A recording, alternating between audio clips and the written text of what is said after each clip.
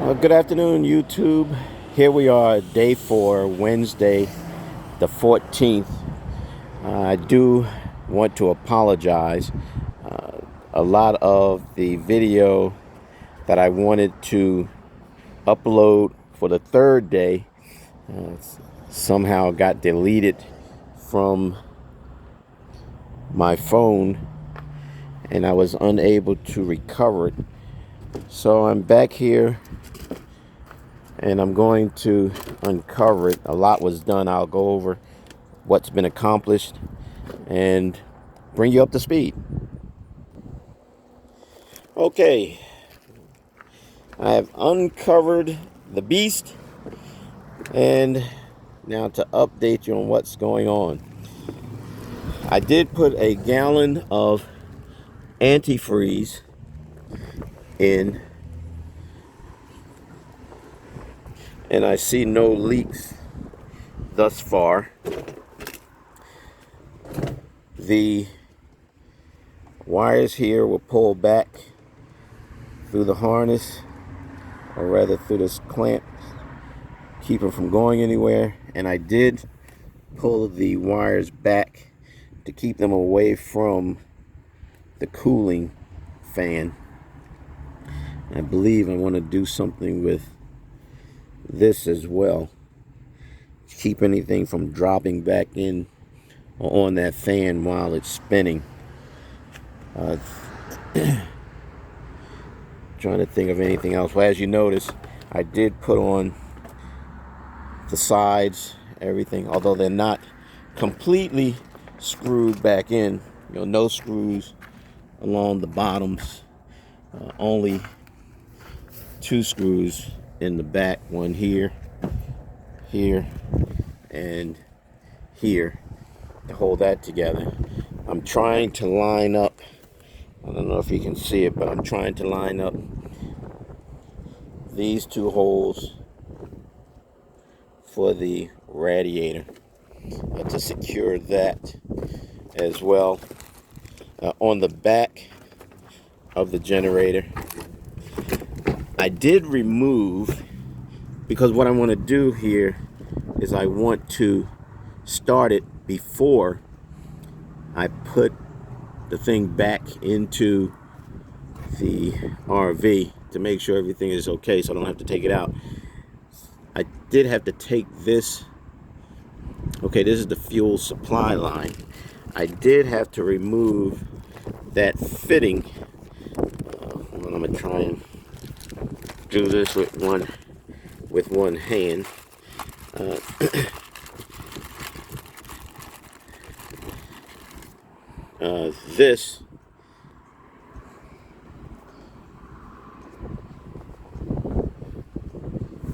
This is the piece that's screwed into here.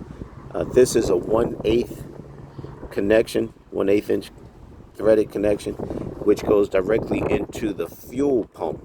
Then the line from the fuel tank in the RV attaches here through a compression fitting. So for a test run, what I was able to find is a 1/8 by 1/4 male adapter. So I'm going to open this up and hopefully this will screw into that and we can get some fuel going to it. So I'm going to give it a shot here. Hey, lo and behold, there it is. It works. I did buy some other brass fittings just in case that didn't work, because I was having a hard time finding that brass fitting, so I was going to make something up that would do the same job.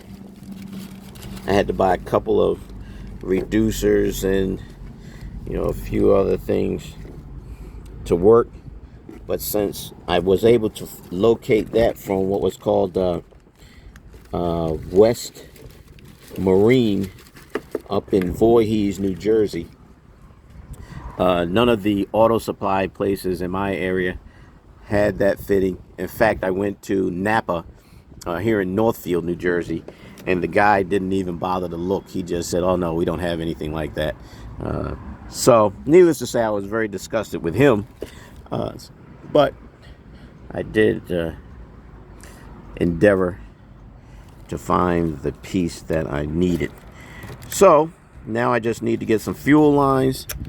I get about a couple of feet of fuel lines, run a tank with some fuel in it. I'll connect the negative and positive here.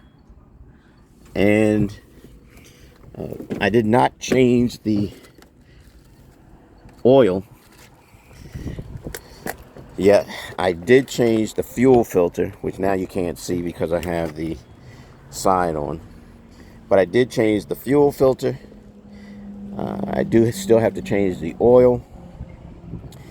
Everything looks good so far. And I am simply praying that everything will start, run, produce electricity, and then I am able to put it back in the RV and commence some other renovations and repairs on the Tradewinds 2000. That is my goal at the present. So, do have my battery there, which has been charged. I'm trying to think if there's anything else. Everything seems to be lining up well. The holes for the screws and all appear to be lining up. I do have one nut that broke. That was broke when I purchased the vehicle. I may try and get that out and get another bolt. As you can see, it extends all the way through. So I might spray that with a little WD-40 or something.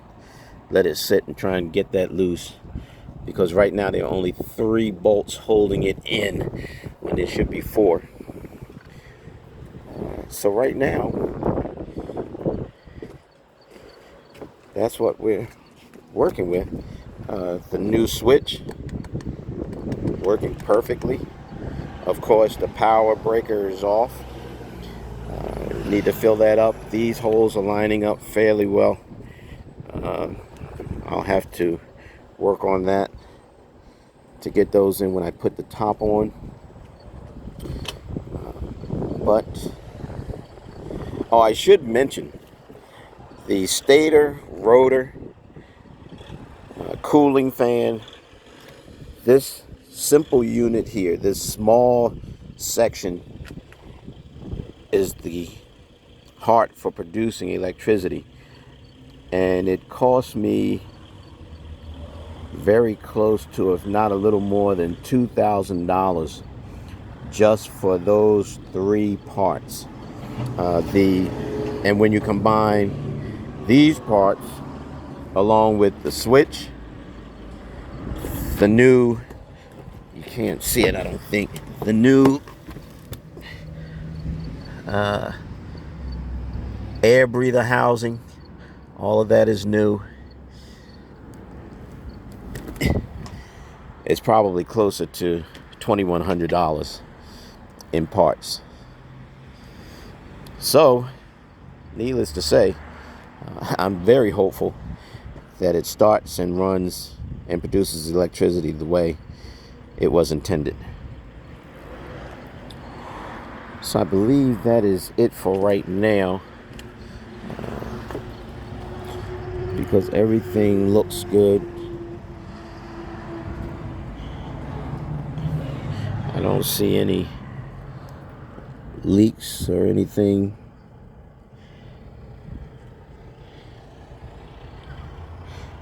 So I believe the next video will be an attempt to start it up. Will YouTube You have a great day, and I'll see you on the next video.